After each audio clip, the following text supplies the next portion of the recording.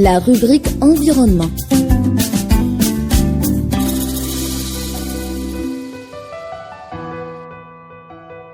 Mesdames et messieurs, bonjour et bienvenue dans ce nouveau rendez-vous de cette rubrique. Petit rappel du jour.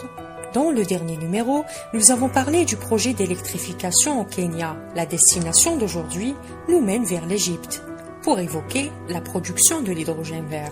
Après la société française des hydrocarbures Total Energy, c'est le tour de British Petroleum BP de manifester son intérêt pour l'hydrogène vert en Égypte. La BP a conclu dernièrement un accord avec un groupe d'entreprises égyptiennes pour le développement de l'hydrogène vert. Il s'agit de la société des hydrocarbures Masdar, Infinity Power et Hassan Allam Utilities. Sauf que la BP sera principal développeur et opérateur de ce projet. Ces trois entreprises ont décidé donc de combiner leurs efforts avec celui de la BP pour la réussite de ce projet et exporter de l'hydrogène vert.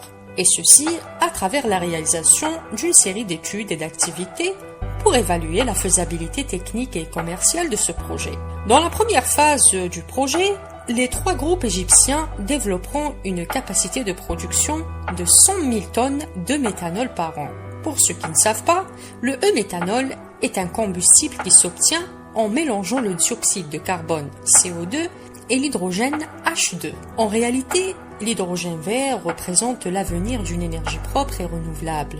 Lorsqu'il est extrait par des énergies renouvelables telles que l'éolienne, le solaire ou l'hydraulique, il en fait une source purement propre et verte. Ce vecteur énergétique se distingue par sa polyvalence et sa substitution aux produits fossiles dans plusieurs secteurs industriels. Selon une étude récente, l'hydrogène vert peut jouer un rôle déterminant dans la transition vers des énergies plus durables.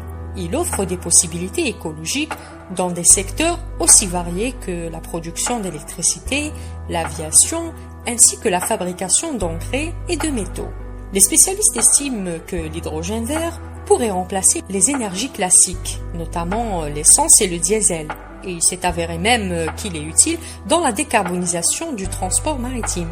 Dans la zone économique du canal de Suez, ce projet vise à atteindre une capacité de production de 480 000 tonnes d'hydrogène d'ici 2030 et 2,3 millions de tonnes d'ammoniac vert destinées à l'exportation et aussi à l'exploitation dans des industries locales.